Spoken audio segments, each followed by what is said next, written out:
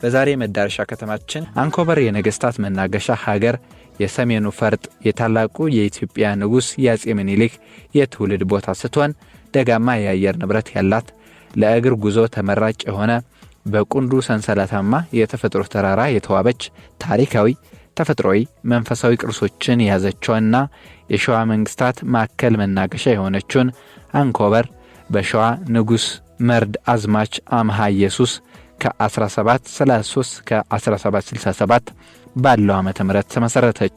ምንም እንኳን በ1733 ዓመተ ምህረት ብትቋቋምም በ1262 ዓመተ ምህረት በአጼ ይኩኖ አምላክ ጀምሮ ላሉ ነገስታት ለጊዜያዊ ማረፊያነት እንደምታገለግል ታሪክ ይናገራል።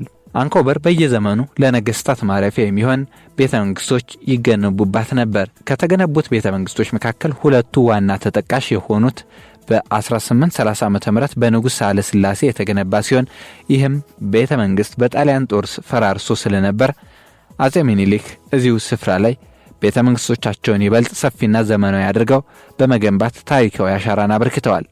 አጼ ምኒልክ በቤተ መንግስቱ አቅራቢያ የሚገኙ የብሪታንያ፣ ፈረንሳይና ጣሊያን ኤምባሲዎች አስገንብተዋል። እነዚህ በኢትዮጵያ ለመጀመሪያ ጊዜ የተገነቡ ኤምባሲዎች ሆነዋል። እንዲሁም በጥንት ዘመን ከቀይ ባህርና ከታጅራ ወደ መሃል ኢትዮጵያ የሚገቡ የንግድ መስመሮች መገናኛ የነበረ ታሪካዊ ገበያ የአልዩ አምባ የንግድ ማዕከል መገኛ ናት። በአንኮበር ተራራ ብቻ የሚገኝ ነገር ግን በዓለም ላይ የማይገኝ የአንኮበር ፍልፈል የወፍ ዝርያ እንዲሁ በአካባቢው ገደላማ ስፍራዎች የጭላዳ ባቡን ብርቅዬ እንስሳት መገኘት አንኮበርን ለየት አድርገዋት ይገኛሉ።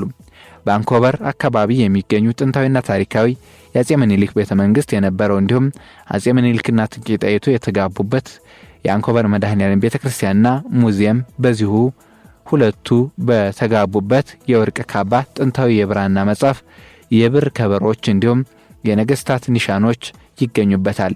ሌላኛው ደግሞ የከተማው የንግድ ማዕከል የሆነው የአልዩ አምባ የንግድ ቦታ ለከተማው የቱሪስት መዳረሻ ሆኗል።